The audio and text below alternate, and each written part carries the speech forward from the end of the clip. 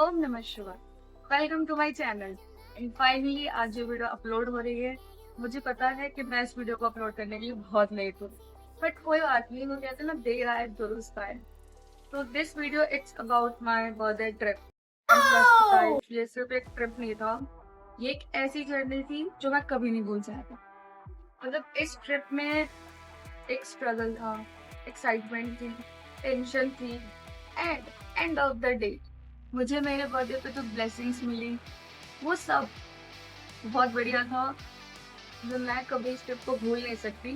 तो इस वीडियो को एंड तक जरूर देखना।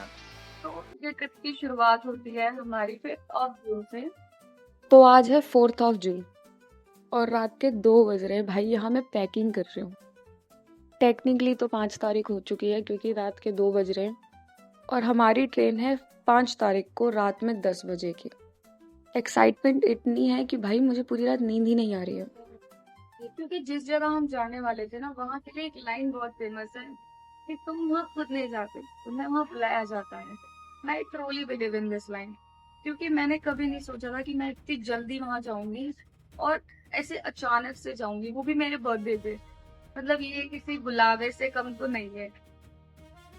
वो कहते हैं ना कि जब जो लिखा है वो तभी होता है, इसीलिए तो हम प्लान करते हैं फिर भी नहीं जा पाते। और जब हमें बुलाया है तो तुम्हें कुछ प्लान करने की जरूरत ही नहीं है, तुम्हें वहां जाना है तो जाना है। और यहाँ पे हम तैयार हो चुके हैं हमारी ट्रिप पे जाने के लिए।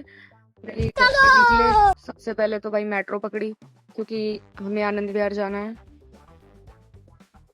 एंड अब शुरू होता है मेरी जर्नी का सबसे पहला स्ट्रगल। मेरी ट्रेन छूट गई थी। सीरियसली सिर्फ 5 मिनट लेट होने की वजह से I miss my train. And genuinely इतनी लॉन्ग जर्नी बिना ट्रेन की टिकट के करना मेरे जैसे इंसान के लिए बहुत स्ट्रगल था, मतलब बहुत डिफिकल्ट था। ट्रेन में सोने के बाद मूड की पूरी बैंड बज चुकी थी। मेरा बर्थडे खराब हो चुका था। मैंने सोचा अब मैं जा नहीं पाऊंगी। बट आई एम वेरी ढीठ बात तो पर्सन। सही है। और मुझे था कि मुझे बर्थडे मनाना है, तो मुझे वही मनाना है क्योंकि अब बुलावा आया है। थोड़ा स्ट्रगल तो बनता। एंड सबसे बड़ी प्रॉब्लम ये थी कि दूसरी और कोई ट्रेन नहीं थी, इसलिए हमने डिसाइड किया कि भाई रात भर हम स्टेशन पे ही रहेंगे। तो हमारी ट्रेन थी नेक्स्ट मॉर्निंग 6 तारीख की। यहाँ पे रात के 12 बज रहे हैं और भाई बस मैं सुबह होने का वेट कर रही हूँ।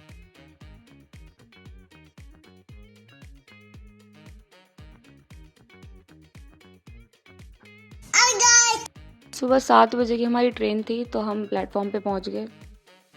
एंड यहाँ से शुरू होता है मेरी लाइफ का दूसरा स्ट्रगल। मतलब मेरा फर्स्ट एक्सपीरियंस था जर्नल में इतनी लॉन्ग ट्रेन का, और वो डिजास्टर से कम है। भाई हमने जर्नल की टिकट ली एंड जर्नल की हालत देखो। बाप रे! ये हमारे सामने वाला प्लेटफॉर्म था, वहाँ पे इतना क्राउड था। मतलब सुबह सुबह भी इतना क्राउड था, हमारी ट्रेन में भी। भाई दिमाग खराब हो गया। और फिर हमारी इस जर्नी की शुरुआत होती है। मतलब जर्नल डब्बे में मैं इतना लंबा ट्रैवल करने वाली हूँ। लाइक सीरियसली मुझे नहीं पता था कि जर्नल में ऐसा भी दिक्कतें होती हैं, ऐसी भी प्रॉब्लम्स होती हैं। एंड इतनी लॉन्ग, मतलब 30 घंटे से ऊपर हमारी जर्नी की, और इतनी जर्नी तुम जर्नल से तय कर रहे हो। भाई बहुत हिम्मत होनी चाहिए, जो कि मेरे अंदर, क्योंकि मैंने ये जर्नी पूरी करी है।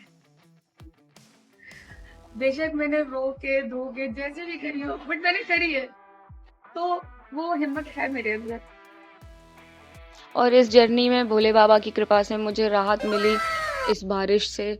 भाई ऑल ऑफ सडन रात में इतनी अच्छी बारिश हुई कि सुबह तक का सारा फ्रस्ट्रेशन मेरा निकल गया। नेक्स्ट मॉर्निंग यानी 7 जून को हमारी ट्रेन की टाइमिंग थी 2 बजे हमें हमारे डेस्टिनेशन पे उतारने की। बट हमारी ट्रेन रात से ही 4-5 घंटे लेट थी। जैसे हम हमारी डेस्टिनेशन के पास आ रहे थे, मेरा पेशेंस लेवल खत्म हो रहा। एट दिस टाइम मुझे लग रहा था भाई बस कोई उतार दो इस ट्रेन से। क्योंकि एक तो ट्रेन हमारी इतनी लॉन्ग थी, ऊपर से हमारी ट्रेन लेट थी, तो दैट्स व्हाई वो जो टाइम पीरियड था ना, वो पूरा नहीं हो रहा था, वो कट नहीं रहा था। एंड फाइनली हम हमारी Okay. डेस्टिनेशन पे पहुंचे और ये ट्रेन की जर्नी खत्म हुई। भाई इतनी खुशी हो रही थी ना मुझे। फाइनली जब हम हमारी डेस्टिनेशन पे पहुंचे, तो डेस्टिनेशन पे पहुंचने की खुशी तो थी, रुको बट जरा सबर यहाँ करो। शुरू होता है मेरी लाइफ का तीसरा स्ट्रगल। हमें रूम ही नहीं मिल रहे थे। क्योंकि तुम क्राउड चेक करो भाई, इतना क्राउड था। मतलब स्टेशन पे इतना क्राउड है तो सोचो वहां पे कितना क्राउड होगा। मतलब डेस्टिनेशन पे हम पहुंच गए हैं और तुम सोचो तुम्हें रूम्स नहीं मिल रहे, क्या सिचुएशन होगी तुम्हारी। भाई बहुत स्टेशन से बाहर निकल के भाई हमने फिर रूम के लिए स्ट्रगल शुरू किया, क्योंकि फर्स्ट थिंग हम ऐसे मंथ में पहुंचे थे जहाँ पे इस टाइम पे यहाँ सबसे ज़्यादा भीड़ होती है, और ऊपर से हमें पता चला कि यहाँ सैटरडे संडे वैसे भी बहुत भीड़ होती है, और आज सैटरडे था। ऑटो में 1-1.5 घंटे घूमने के बाद हमें फाइनली ये रूम मिला था, वो भी बहुत मुश्किल से, क्योंकि हमें सिर्फ 1 रात के लिए चाहिए था और यहाँ पे कोई 1 रात के लिए रूम दे नहीं रहा था। तो भाई ये हमारा रूम है एंड ठीक है, मतलब मुझे रूम कुछ खास पसंद नहीं आया एंड इसके लिए हमने 1200 रुपये पे किए फॉर 1 नाइट। बट क्योंकि हमारे पास और कोई ऑप्शन नहीं था, हमें कल ही चेकआउट करना है, इसलिए भाई 1 रात के लिए हमने कहा छोड़ो काम चला लेते हैं। ये दी गई है टेबल और chair, this is our bed. बाकी रूम ठीक था बट इसमें गर्मी बहुत थी, क्योंकि सिर्फ पंखा लगा था, ना कूलर था ना एसी था। भाई मैंने रात कैसे काटी है मुझे ही पता है, मैं गर्मी से परेशान हो गई थी। कि हमारी बुकिंग थी, बट द प्रॉब्लम है हमारी बुकिंग थी 8 तारीख और हम 7 तारीख को पहुंच रहे थे।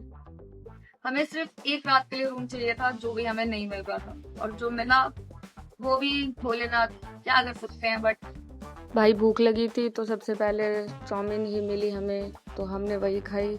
उसके बाद खा पी के हमने थोड़ा रेस्ट किया। हम शाम को निकल गए बाहर एक्सप्लोर करने के लिए। एंड मेरा स्ट्रगल अरे यार नहीं हो रहा है भाई, क्योंकि बीइंग अ वेजिटेरियन मुझे वहाँ पे कोई प्योर वेज रेस्टोरेंट मिला ही नहीं। मतलब इतना ढूंढने के बाद हम ढूंढ रहे थे वहाँ पे कि कोई प्योर वेजिटेरियन मिल जाए, नहीं मिला, क्योंकि वहाँ पे बंगाली ज़्यादा हैं और बंगालीज के लिए नॉन वेज कभी भी बुरा नहीं होता, उनके लिए शुभ ही होता। सो दैट्स वाई वहाँ पे जितने भी रेस्टोरेंट्स थे भाई सब वो वेज और नॉन वेज दोनों थी। और फिर हम इस रेस्टोरेंट में आए, यहाँ पे तो डिश के नाम ही मेरे समझ नहीं आ रहे थे, इसलिए हमने 100 रुपये की वेज थाली ऑर्डर कर दी जो अच्छी थी। चेकआउट किया, फिर हमारी बुकिंग थी तो हमें दूसरे रूम में शिफ्ट होना था, तो हम निकले। हम हमारे दूसरे रूम पे आ चुके हैं एंड टुडे इज़ 8 जून, यानी इट्स माय बर्थडे। तो फटाफट से तैयार होते हैं और चलते हैं उनसे मिलने जिनके लिए हम यहाँ आए हैं। और भाई मैंने तो इस ड्रेस तक के लिए बहुत स्ट्रगल किया है, बिकॉज मुझे कोई साउथ इंडियन लुक क्रिएट करना था, दैट्स वाई मैंने स्पेशली ये ड्रेस बनवाई थी, जो कि अच्छी भी लग रही थी।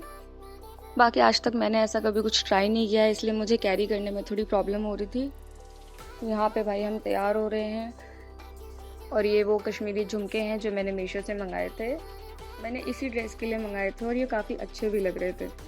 और यहाँ मेकअप वगैरह करके हम हो चुके हैं तैयार उनसे मिलने के लिए, भाई जिनके लिए मैंने ये सारा स्ट्रगल किया है। एंड यहाँ पे मैं तैयार हो चुकी हूँ। भाई खुशी देख रहे हो तुम मेरी?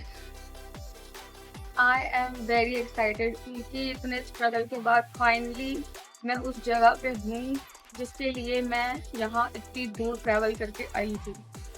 एंड उस प्लेस को देखने के बाद सारी स्ट्रेस, सारा स्ट्रगल ऐसे सब चला गया भाई, कुछ हुआ ही नहीं था। मतलब मैं 5 तारीख से 6 कह सकते हैं, 6 तारीख से हम 8 तारीख तक सिर्फ स्ट्रगल ही कर रहे थे। बट वो प्लेस जगह पे आने के बाद, उसको देखने के बाद सब कुछ याद नहीं था। So finally I am here, I am in Jagannath प्रभु के मंदिर के सामने। इन्होंने मुझे यहाँ बुलाया कि मैं अपना जन्मदिन उनके साथ मना सकूं, तो बोलो जय जगन्नाथ। तैयार वगैरह होके जगन्नाथ टेम्पल के बाहर थी, तो मेरे अंदर बस ये फीलिंग थी कि फाइनली अब महाप्रभु के दर्शन होंगे। एंड ये सब फुटेज मैं रिकॉर्ड नहीं कर पाई क्योंकि मंदिर के बाहर ही वहाँ आपको फोन वगैरह सब कुछ जमा करना पड़ता है, तो हम सबके फोन्स वगैरह तो सब जमा हो गए थे। एंड उसके बाद हम वहाँ पे लाइन में लगे रहे, बट क्योंकि सब बोल रहे थे कि सैटरडे संडे वहाँ क्राउड बहुत होता है। भाई वहाँ बहुत भीड़ थी। मतलब मैं जितनी एक्साइटेड थी वहां पे जगन्नाथ जी के दर्शन करने के लिए, लाइन में लगने के बाद मेरी सारी एक्साइटमेंट सब खत्म हो गई। बिकॉज एक तो इतनी ज्यादा गर्मी, उड़ीसा के साइड में हमारी दिल्ली से बहुत ज्यादा गर्मी थी, and I am that person जिसे गर्मी बर्दाश्त। तो भाई यहाँ पे हम दर्शन करके बाहर आ चुके हैं और ये रहा हमारे जगन्नाथ जी का मंदिर। और क्राउड देखो तुम, रात के 10:30 बज रहे हैं तो भी यहाँ पे इतनी भीड़ है। फिर भाई हमने हमारे फ़ोन लिए और मंदिर के बाहर कुछ फोटोज और वीडियोस वगैरह शूट करी हमने। और राइट, तो हम दर्शन करके आ चुके हैं और भाई बहुत भीड़ थी। मतलब इतना टाइम लगा दर्शन करने में, पूछो मत, हालत खराब होगी। मतलब हम 2 बजे निकले थे एंड अभी फिलहाल 10:30 बज गए। हम अब जाके दर्शन करके आए। इतनी लंबी लाइन, इतनी भीड़ भाई साहब, ऊपर से बारिश होने लगी, मतलब मत पूछो। बस इन सब में सबसे अच्छी बात ये है कि हमारे दर्शन हो गए और बहुत बढ़िया दर्शन हुए, मतलब मजा आ गया। जय जगन्नाथ। अब द पॉइंट जब मुझे लग रहा था कि भाई दर्शन नहीं हो पाएंगे, पर उस टाइम पे ऐसे महाप्रभु ने मुझे मेरे बर्थडे वाले दिन ऐसे ब्लेसिंग्स दे दी। वही गर्मी से मैं परेशान हो रही थी, सडन अचानक से मौसम ऐसा चेंज हुआ, वहां पे बारिश हुई, तूफान आ गया भाई साहब। सारा जो क्राउड था सब शांत हो गए, सब इधर से उधर हो गए क्योंकि बारिश होने लगी थी। एंड उसके बाद मतलब मैं कहूंगी कि मेरे बर्थडे वाले दिन जगन्नाथ जी ने मुझे ब्लेसिंग्स दी थी कि बेटा तुम दर्शन करने आए हो, इतना स्ट्रगल तुमने झेल लिया है, अब दर्शन तुम्हें हो जाएंगे। दर्शन के लिए इंतजार नहीं करना पड़ेगा, क्योंकि मुझे हाँ कि मैं अपने बर्थडे वाले दिन ही जगन्नाथ जी के दर्शन करूंगी। और भक्ति को इच्छा हो, जगन्नाथ पूरी ना करे, ऐसा हो नहीं सकता। जगन्नाथ से मिलने के बाद तो भाई कुछ याद ही नहीं था कि कितना स्ट्रगल किया।